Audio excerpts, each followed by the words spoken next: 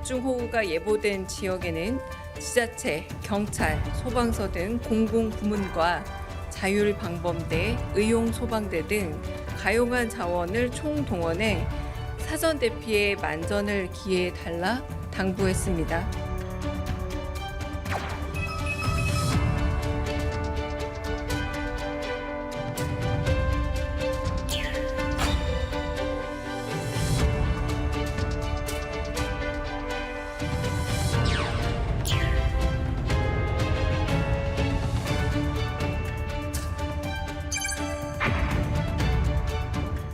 지난 일요일 밤 많이 놀라셨죠.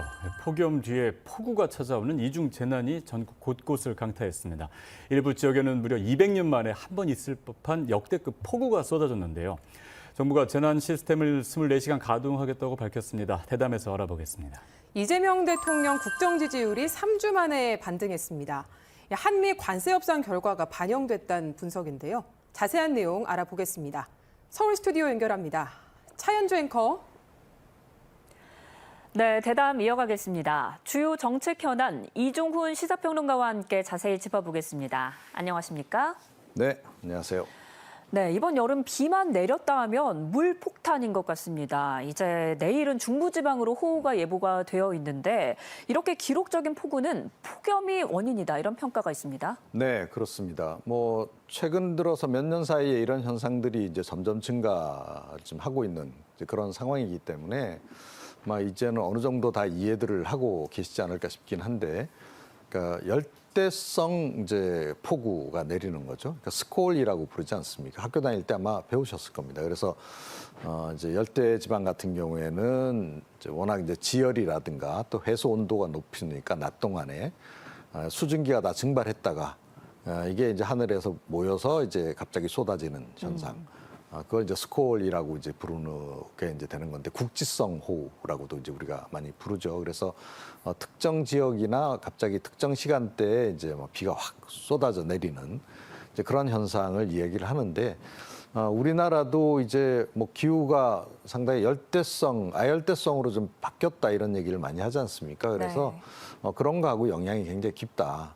그리고 실제로 이제 해수 온도 같은 경우에도 최근 들어서 많이 올라서 그 열대성 어류까지도 이제 이렇게 많이 잡히는 이제 그런 현상이 이제 있기도 한데, 이게 이제 점점 현실화가 이제 되고 있는 그런 그 상황인 거고요.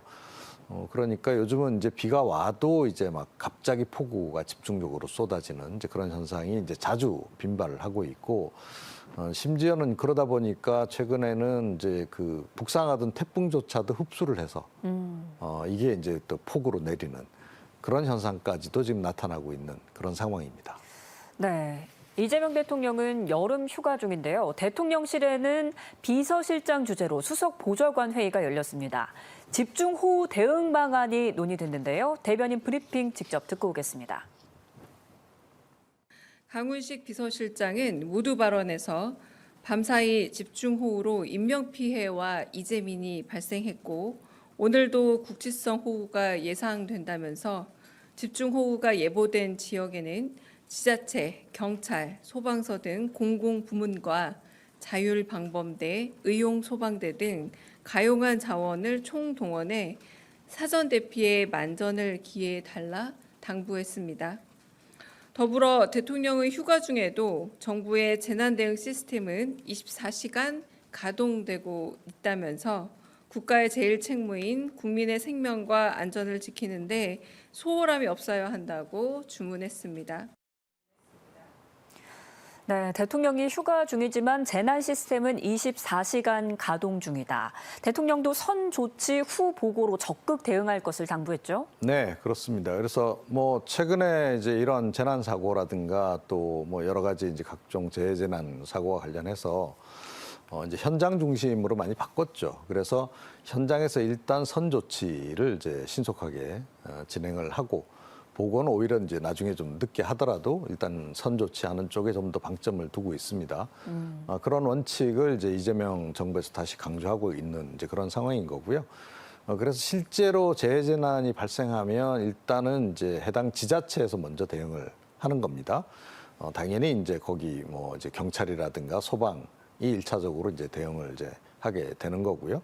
뭐 필요하면 이제 지자체가 이제 공무원까지 동원해서 이제 대응을 이제 하게 되고 그 대응하는 과정에서 이게 뭐 전국 단위 대응이 좀 필요하다 하면 요즘에 이제 중앙정부 대통령실에 보고를 하고 중앙정부에 이제 여러 가지 지원들을 요청하는 그런 식으로 이제 많이 바뀌었다 이렇게 보시면 되고요. 그럼에도 불구하고 어찌됐건 뭐 대통령실은 컨트롤 타워 아니겠습니까? 그렇기 때문에 이제 당연히 대통령도 휴가 중이지만 상황 수시로 보고받고 이제 대응 조치도 좀 취하고 있는 이제 그런 상황이다. 이런 걸 설명한 것으로 그렇게 봐야 되겠습니다. 네, 이런 최근 기후 재난 대응이나 대외 협상 결과가 반영이 됐을까요? 이재명 대통령의 국정 수행 평가가 3주 만에 반등했습니다. 63.3%로 조사가 됐는데요. 그간의 지지율 흐름 어땠습니까? 네, 뭐 사실은 오차 범위 내에서 지금 움직이고 있기 때문에, 그러니까 이게 뭐 큰 반등이라든가 큰 뭐 이런 그 폭락이라든가 이런 상황은 없습니다. 현재까지. 그래서 이재명 대통령 집권 이후에 이제 그 지지율은 이제 완만한 상승세를 이제 보였었고요. 예. 그래서 60% 초반대에서 이제 그 3주 전에 64.6%까지 이제 고점을 일단 찍었습니다. 예. 그리고 이제 연이어서 2주 정도는 좀 이제 하락세로 이제 접어들었다가 이번 주에 이제 다시 이제 미세하게 이제 반등을 한 이제 그런 그 상황이다. 이제 이렇게 보시면 될 것 같고요. 네. 지지율은 비교적 안정적으로 유지가 되고 있다. 그리고 이제 60% 이상 넘기면 일단은 아직까지는 이제 국민들이 상당한 지지를 보내고 있다. 이렇게 이제 여론조사 전문가들도 해석을 하죠. 그래서 국정 동력은 충분히 지금 확보가 된 상태를 계속 이어가고 있다. 이렇게 봐야 될 것 같고, 지난주나 지지난주 같은 경우에는 사실은 인사 관련한 논란이 좀 많았지 않았습니까? 그래서 예. 뭐 이제 뭐 일부 이제 그 장관 후보가 이제 사퇴하는 그런 일도 있었습니다. 그래서 네.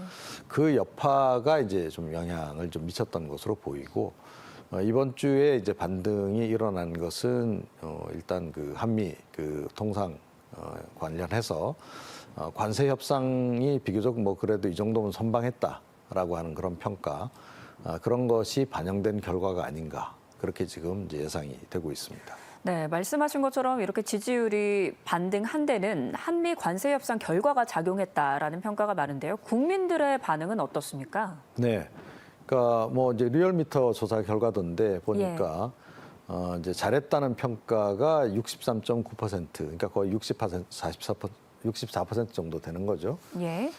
그렇게 보면 국민들 뭐 전체적으로 보면 대략 한 국민 3명 가운데 2명 정도는 이번 그 관세 협상 결과에 대해서 지금 이제 긍정적으로 평가를 이제 내리고 있는 이제 그런 것으로 이제 일단 봐야 할 것 같고요. 예. 이게 조금 전에 이제 우리가 여론조사 추이를 살펴봤습니다만 이렇게 이제 관세 협상을 비교적 선방을 해낸 부분도 긍정적인 이제 변수로 일단 여론 지지율에 반영이 지금 된 상황이 아닌가 그렇게 생각을 합니다. 네, 지금 이재명 대통령 휴가 중인데요. 숙제 보따리를 잔뜩 안고 휴가를 가지 않았습니까? 휴가를 마치고 또 돌아오는 보따리에는 어떤 것들이 들어있을까요? 네. 일단 뭐 가장 지금 이제 이재명 대통령이 현안으로 해결을 해야 될 문제가 한미 정상회담입니다. 예. 네, 그래서 트럼프 대통령이 이제 관세 협상 결과 발표하면서 2주 이내에 이제 이재명 대통령이 미국 방문하겠다는 거 공개하지 않았습니까? 네. 이제 그렇고 또 그 이후에 우리 또 조현 외교부 장관하고 루비오 미국 국무장관 사이에 이제 첫 그 한미 이렇게 이재명 정부 들어서 첫 한미 이제 그 외교장관 회담도 있었습니다. 그 자리에서도 아마 이제 논의가 좀 이루어졌던 것 같고, 예. 근데 그 직후에 조현 이제 장관이 밝힌 바로는 뭐 아직까지 일정이 확정된 건 아니다 그렇게 얘기를 하긴 했어요. 그런데 어찌됐건 8월 중에는 지금 열리지 않을까 지금 그렇게 좀 예상이 되고 있습니다. 예. 자, 그런데 이제 문제는 트럼프 대통령이 이때 추가적으로 이런저런 요구들을 좀 내놓을 가능성이 좀 높다 하는 거죠. 그러니까 관세 협상이 끝났음에도 불구하고 그게 이제 최종적으로 확정돼서 마무리 짓는 과정이 결국 한미 정상회담이다. 네. 이렇게 보시면 돼요. 그래서 우리 지금 뭐 정부 입장에서는 기본적으로 지난번에 이제 발표된 그 내용대로 거의 확정이 됐다라고 생각하고 있지만 네. 트럼프 대통령의 그동안의 외교 협상 스타일을 보게 되면 탑다운 방식을 즐기잖아요. 예. 그러니까 본인이 결정하는 걸 굉장히 좋아하는 그런 인물입니다. 그래서 지난번에 우리 이제 실무 협상단들하고 만나서 이제 여러 가지 의제 그 협상 내용들 조율을 끝내긴 했는데 본인이 미진하다라고 생각되는 부분이 있으면 분명히 꺼낼 가능성이 높다는 거고요. 그리고 지난번에 사실은 우리 정부는 패키지 딜을 이제 시도를 했습니다. 그래서 통상 문제뿐만 아니라 외교 안보 이슈까지 뭐 이렇게 예를 들어 뭐 주한미군 주둔비 문제까지 다 포괄해서 패키지로 해결하기를 원했는데 네. 사실은 이 이제 주한미군 주둔비 문제라든가 이 안보 관련한 부분은 빠졌어요. 네. 이제 그런데 이미 이제 트럼프 대통령은 동맹국들을 향해서 이 국방비가 GDP의 5% 이상 돼야 된다. 네. 이런 요구를 해가지고 EU가 그걸 또 수용을 좀 한 상태란 말이죠. 거기에 더해서 지금 이제 주한미군 관련해서도 계속 철수 가능성까지 언급을 하면서 이 주둔비 인상 얘기를 계속 하고 있단 말이에요. 자, 그렇다라고 한다면 한미 정상회담 때 이 안보 관련한 여러 가지 요구들을 꺼내놓을 가능성이 굉장히 높다. 네. 이제 그와 관련해서 그러면 우리가 어떻게 대응을 할 거냐. 지난번 관세 협상 한 것으로 다 끝내고 더 이상 이제 아무것도 우리는 줄 수 없다라고 과연 할 수 있겠는가. 그게 이제 쉽지 않다는 거죠. 그래서 그 관련한 이제 대응 방안. 미국이 이렇게 요구하면 우리는 이렇게 대응하고 이제 또는 미국이 요구하는 것에 상응해서 우리는 또 어떤 걸 요구할 것인가 이런 부분을 아마 굉장히 참모들하고 좀 수기를 하고 있지 않을까 그렇게 좀 생각이 들고요. 네. 최근에 나오는 얘기는 이제 이 주한미군 주둔비 인상시켜주는 대신에 핵 재처리, 그러니까 사실은 이제 우리가 연료가 지금 이제 그 폐연료가 많이 쌓여 있지 않습니까? 이게 네. 재처리를 못해서 재활용도 못 하고 있는데 일본은 그걸 하고 있잖아요. 그래서 그 재처리 기술을 이제 용인을 받는다거나 뭐 그런 이제 얘기도 좀 나오긴 합니다. 그리고 이제 뭐 전시작전 통제권 환수 문제도 이제 일부 또 얘기가 나온 바가 있고 그래서 예. 이제 어찌됐건 트럼프 대통령하고 만나서 안보 부분도 포괄적으로 어찌됐건 결론을 내려야 관세 협상이 끝나는 거다 이렇게 보시면 됩니다. 그래서 그게 이제 가장 큰 과제라고 이제 봐야 되고요. 일단 이제 그 집권하고 나서 인선까지는 거의 다 지금 마무리가 된 거 아니겠습니까? 예. 그래서 이제 내각 라인업까지 한 상태에서 향후에 이제 국정의 이제 속도라든가 방향성을 어떻게 잡아갈 것인가 하는 부분, 그 부분을 아마 집중적으로 지금 이제 구상을 하고 있지 않을까 그렇게 지금 생각이 됩니다. 네, 본격 안보 협상 국면에서 전략 마련을 위한 고심도 깊을 걸로 보입니다. 네, 주제 바꿔 보도록 하겠습니다. 우리 군이 휴전선 일대에 있는 대북 확성기 철거에 들어갔습니다. 국방부 브리핑 듣고 오겠습니다. 우리 군은 오늘부터 대북 확성기 철거를 시작하였습니다. 이는 군의 대비 태세에 영향이 없는 범위 내에서 남북 간 긴장 완화에 도움이 되는 실질적인 조치를 시행하는 것입니다. 북한과의 사전 협의는 없었습니다. 네, 우리 군이 대북 확성기 방송 중단에 이어서 아예 확성기를 철거하는 작업을 시작했습니다. 어떤 의미가 있다고 보세요? 그러니까 남북한 관계를 다시 이제 좀 그 평화적인 분위기로 이제 복원을 하겠다 이제 그런 이제 의지라고 이제 봐야 되고요. 사실은 이제 그러다 보니까 진보 정권 집권하면 이걸 이제 확성기 방송 중단했다가 보수 정권이 들어서면 다시 재개하고 이런 일들이 계속 반복되고 있긴 합니다. 예. 대북 확성기 방송 이제 윤석열 이제 지난 정부 시절에 지난해 6월달에 이제 다시 재개를 좀 했던 바가 있고요. 이재명 정부 들어서고 나서 이제 6월부터 일단 확성기 방송을 중단은 했습니다. 그런데 이제 이 확성기 철거까지는 이제 이번에 이제 처음 하는 거다 이렇게 이제 보시면 될 것 같고요. 확성기가 지금 두 종류가 있습니다.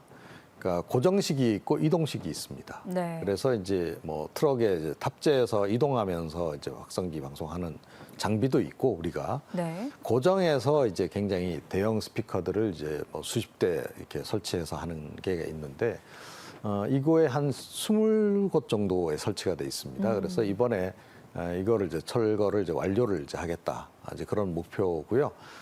이렇게 우리가 이제 대북 이제 화해 제스처를 취하면 북한도 뭔가 반응이 있지 않을까 그렇게 좀 예상을 좀 하고 있는 겁니다. 네, 유독 북한이 이 대북 확성기 방송에 예민한 반응을 보여왔었거든요. 지난 방송 중단에는 호응을 했단 말이죠. 그런데 말씀하신 것처럼 네. 이번 철거에도 비슷한 반응 기대해 볼 수 있을까요? 그러니까 우리 이제 대북 확성기가 워낙 성능이 좋다 보니까 예. 북한 쪽에서도 뭐 쩌렁쩌렁 잘 울린다 그래요. 탈북자들 얘기 들어보면 이제 그러다 보니까 이제 북한으로서는 상당히 신경이 많이 쓰일 수밖에 없죠. 그래서 우리만큼 출력 좋은 장비를 이제 확성기를 설치해서 대남 방송을 할 역량은 안 되기 때문에 소음 방송을 이제 하는 겁니다. 네. 그래서 소음을 내보내서 사실은 그거는 남한 주민들 듣게 하기 위한 목적보다는 북한 이제 병사들이 이제 남쪽에서 올라오는 확성기 방송 내용을 못 듣게 하기 위한 방해를 하는 거다 이렇게 보시면 됩니다. 예. 출력도 좀 낮고. 근데 어찌됐건 그 굉장히 소음이 발생하니까 적경지에 계신 우리 주민들은 굉장히 불편함을 많이 이제 호소하고 했는데 우리가 이제 확성기 방송을 안 하니까 북한도 그 방송을 할 필요가 없는 거죠. 일단은 중단을 한 건데 그렇다고 해서 이제 아직 그걸 장비를 철거하거나 그러진 않았습니다. 이번에 우리가 이제 고정식 이 확성기 설치를 이제 철거하고 나면 북한도 뭐 상응하는 조치가 있지 않을까 이렇게 좀 기대는 하는데 좀 두고 봐야 되는 그런 그 상황입니다. 그 부분은. 네, 정동영 통일부 장관도 남북 관계 회복을 위한 행보에 나섰다고요? 네. 그러니까 확성기 이 철거와 동시에 어제 보니까 굉장히 뭐 활발하게 여러 단체들하고 이제 회동을 이제 가졌습니다. 네. 일단 그 개성공단 그 이제 기업 협회가 있습니다. 예. 그분들 개성공단 사업이 중단되면서 피해를 굉장히 많이 보신 분들이죠. 그분들에게 이제 정부 차원에서는 처음으로 공식적으로 사과를 했습니다.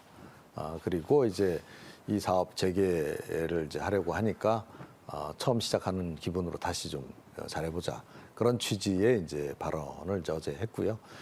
그 다음에 이제 최근에 이제 이재명 정부에서 남북관계 개선에 나설 가능성이 높아지다 보니까 여러 민간단체들 특히 이제 대북 협력하던 민간단체들이 활발하게 움직이고 있거든요. 예. 그 대북 협력 관련한 이제 민간단체에도 협의회가 있습니다. 그쪽 관계자분들도 어제 또 만나더라고요. 그래서 그분들하고도 이제 그 향후에 이제 계속 이걸 이제 재개하려고 하니까 남북 협력 기금도 푼다. 그러니까 여러분들도 적극적으로 좀 호응해 달라. 그런 이제 발언을 좀 한 것으로 그렇게 보도가 나오고 있습니다. 네, 주제 바꿔보도록 하겠습니다. 이 가짜 뉴스로 돈 버는 유튜버가 너무 많다. 이재명 대통령이 여기에 대한 대책을 지시를 했습니다. 이 내용 자세히 짚어주시죠. 네. 뭐 가짜 뉴스 관련해서는 뭐 지난 윤석열 이제 전 대통령 시절에도 굉장히 뭐 대응을 좀 강화하라고 지시를 또 많이 내리기도 하고 그랬는데 이재명 대통령도 지금 마찬가지. 그러니까 이재명 대통령 본인이 사실은 가짜 뉴스의 상당한 피해자 아니겠습니까? 네. 뭐 이번 대선뿐만 아니라 그 지난번 대선 기간 동안에도 어찌됐건 이제 뭐 보수 진보 가릴 거 없이 가짜 뉴스가 양산이 되면서 상대방 후보를 워낙 이제 많이 이제 그 뭐 딥페이크 같은 거 활용해서 가짜 뉴스 전파하고 그것 때문에 이제 피해를 이제 많이 입게 되고 이제 그렇습니다. 예. 이제 그 경험이 이제 아마 작용한 것 같아요. 그래서 이거는 결국 해결을 하려면 좀 징벌적 배상을 이제 그 사람들에게 좀 매겨서 결국 그 사람들이 그런 가짜 뉴스를 양산하는 이유가 이제 돈을 벌기 위한 거 아니겠습니까? 어찌됐건 이제 그 시청취율을 높여서 이제 돈을 이제 많이 벌기 위해서 하는 거기 때문에 금전적으로 피해가 가야 이 사람들이 이런 행동을 좀 중단하지 않겠는가. 네. 해외 사례도 있고 하니까 그걸 참고해서 이제 그렇게 좀 해보는 게 어떻겠느냐라고 지금 이야기를 일단 했죠. 네.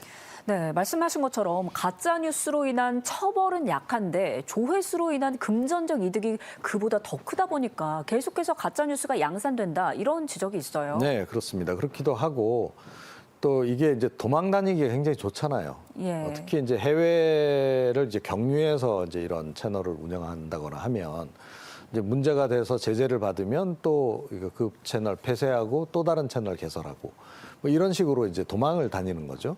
그러면서 계속 가짜 뉴스 양산해서 이제 조회수를 이제 높여서 계속 이제 수익을 획득하는 그런 행위들을 지금 하고 있기 때문에 사실은 이게 적발하기 굉장히 어렵다고 하더라고요. 네. 적발하기는 어려운데 어찌됐건 뭐 그렇다고 해서 그냥 그대로 방치해둘 수는 없기 때문에 사실 따지고 보면 이게 우리나라만의 문제도 아니고 거의 국제적인 골칫거리 비슷하게 지금 돼 있습니다. 이제 그래서 이제 좀 대응을 좀 이제 나서 대응을 좀 하지 않으면 안 되는 그런 상황이다 이렇게 보시면 될 것 같습니다. 네, 잠시만요. 잠시 전 김민석 국무총리 주재로 국무회의가 열렸습니다. 모두 발언 듣고 오겠습니다. 지난주에 한미 관세 협상이 타결됐습니다. 어려운 여건 속에서도 의미 있는 결과를 만들어냈고 우리 농축산업의 중요한 이익도 지켜냈습니다. 수고해 주신 우리 모두 장관님들께 특별히 감사 말씀을 드립니다.